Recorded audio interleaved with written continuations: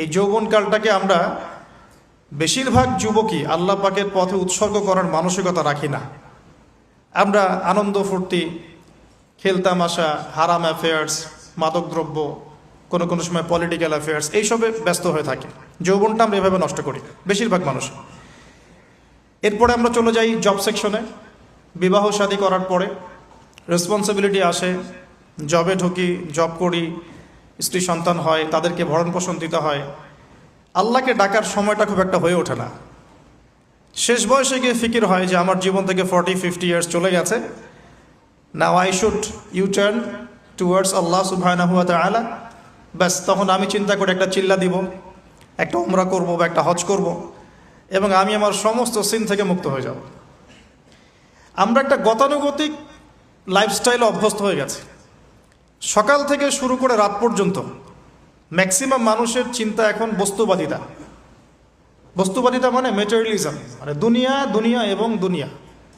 মানে কি করলে আমার দুনিয়াতে ভালো হবে, কি করলে আমার খাবারটা ভালো হবে, বাড়িটা ভালো হবে, রিজিকটা ভালো হবে, আমার স্ত্রী সন্তান একটু ভালো থাকবে।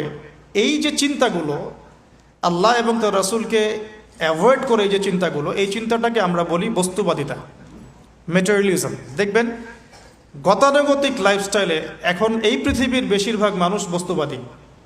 এটা দেখার জন্যে, বোঝার জন্যে জাস্ট আপনার হৃদয়ের চোখ, হৃদয়ের কান, হৃদয়ের ইন্দ্রিয়গুলো একটু উন্মুক্ত করতে হবে। আর হৃদয়ের চোখ, হৃদয়ের কান উন্মুক্ত হবে তখনই যখন আমরা আল্লাহ এবং তার রাসূলের সামনে আত্মসমর্পণ করব, তার আগে নয়। তো বেশিরভাগ মানুষ বস্তুবাদিতায় লিপ্ত থাকে। আবার দেখি কিছু মানুষের সারাদিন ফিকির একটাই, পলিটিক্স, পলিটিক্যাল অ্যাফেয়ার্স, পলিটিক্স, কীভাবে পলিটিক্স করব, কীভাবে অপোজিশনকে ডমিনেট করা যায়, কি করলে তার ক্ষতি করা যাবে, কি করলে তাকে ওভারটেক করে আমি সামনে যেতে পারবো। কিছু মানুষের চিন্তা ইকোনমিক সেকশনে, আল মাল, কীভাবে মাল অর্জন করা যাবে। আমার 2 তলা বাড়ি আছে, কিভাবে 4 তলা হবে। 2টা বিজনেস আছে, কিভাবে 10টা হবে, 5টা হবে। আমার 100% জমি আছে, কিভাবে 200% হবে। আল মাল। এই শ্রেণীর মানুষকে নবী সাল্লাল্লাহু আলাইহি ওয়াসাল্লাম আব্দুদ দিনার বলেছেন, দিনারের দাস। আব্দুল্লাহ নয়, আল্লাহর দাস নয়, দিনারের দাস। আরও কিছু মানুষ আছে, আমরা এখন সায়েন্স এবং টেকনোলজির অগ্রগতির খোরা অজুহাত তুলে সরাসরি আল্লাহকে ডিনাই করে ফেলছে, এবং এই মতাদর্শ সমাজে বাস্তবায়নের চেষ্টাও করছে।